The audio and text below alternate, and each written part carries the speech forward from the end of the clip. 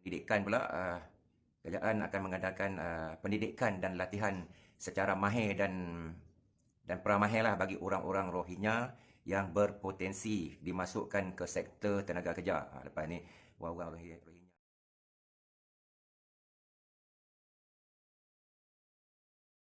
Kerajaan akan menetapkan suatu had bagi tempoh masa keberadaan pelarian dan pemusuaka bagi etnik Rohingya di dalam negara. Menteri di Jabatan Perdana Menteri Hal Ehwal Sabah, Sarawak dan Tugas-Tugas Khas Datuk Armizan Muhammad Ali berkata kerajaan melalui platform Pasukan Petugas Bersama Malaysia Suruhanjaya Tinggi Pertubuhan Bangsa-Bangsa Bersatu bagi Pelarian UNSCR sudah meminta untuk mempercepatkan proses penempatan pelarian ke negara ketiga atau pulang ke negara asal yang membolehkan pelarian pulang.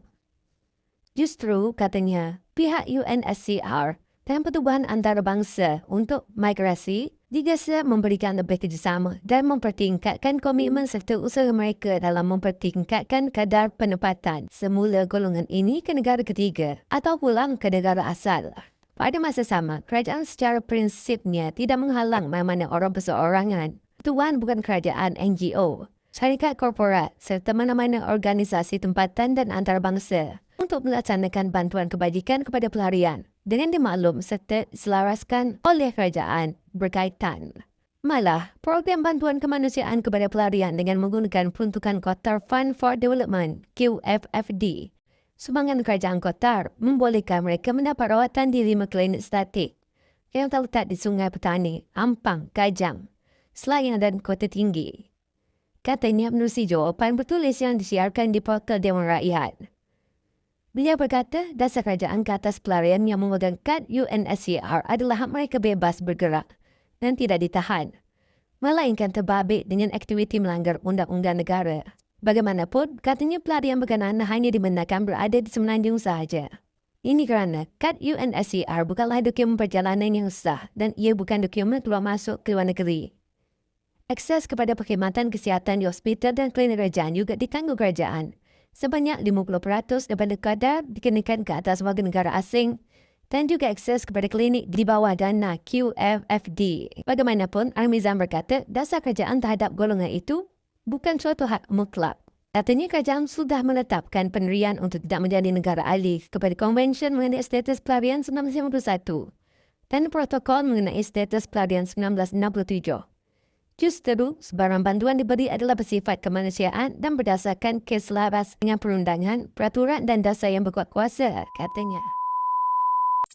Untuk rakyat Malaysia dan juga orang-orang Rohingya lah di Malaysia, ini kenyataan yang dikeluarkan oleh Yang Amat Berhormat Timbalan Perdana Menteri Malaysia Datuk Seri Zahid Hamidi ke pihak kerajaan dalam perancangan untuk mengadakan penempatan terbaru yang lebih tersusun untuk orang-orang Rohingya yang berada di Malaysia. Dan untuk bidang pendidikan pula, kerajaan akan mengadakan pendidikan dan latihan secara mahir dan peramahir lah bagi orang-orang Rohingya yang berpotensi dimasukkan ke sektor tenaga kerja. Lepas ni orang-orang Rohingya ni boleh masuklah bekerja dalam bidang-bidang mengikut pakaran masing-masing lah. Dan pembiayaan semi-skill dan skill workers ini akan disalurkan melalui Kementerian Sumber Manusia. Ni baik ni kerajaan Malaysia ni atas dasar kemanusiaan dia prihatin pada etnik Rohingya, dan kita kena tahu etnik Rohingya ni adalah etnik yang tidak ada negara, kewarganegaraan dia orang di Myanmar tidak diterima lah, hanya etnik Rohingya saja. Sebab tu kat Malaysia dia orang pegang kad UN, boleh duduk lama. Kemudian kamp PLKN, kamp PLKN yang dulu ni anak-anak kita duduk latihan di situ akan digunakan sebahagiannya untuk sementara ini bagi memberikan latihan kepada tenaga kerja Rohingya. Tu dulu anak-anak muda Malaysia kat PLKN, sekarang ni sebahagian kamp-kamp tu akan dimasukkan orang Rohingya untuk kita memberi latihan lah tenaga kerja. Hebat Malaysia ni bantu kan. Apalagi pihak kerajaan juga akan bekerjasama dengan Kementerian Pendidikan untuk memberikan kerjasama kepada NGO-NGO Rohingya dan Myanmar dan NGO antarabangsa bagi mereka meneruskan pendidikan prasekolah dan sekolah rendah mengikut sistem pendidikan Myanmar kepada anak-anak Rohingya yang berada di Malaysia. Oh ni hebat ni. Maksudnya NGO Myanmar tau, bukan NGO Malaysia, dan juga NGO antarabangsa boleh meneruskan pendidikan prasekolah tu dengan sistem sistem pembelajaran pendidikan Myanmar tu kepada anak-anak Rohingya di Malaysia. Hebat. Pihak kerajaan juga akan memberikan pembayaran premium melalui dana bagi membiayai insurans coverage bagi kesihatan untuk orang Rohingya yang berada di Malaysia. Jadi dia orang ni pun tak perlulah risau bila kata sakit demam nanti kan masuk hospital. Dia orang pun sama jugalah dengan rakyat Malaysia ni. Ada pembayaran premium lagi.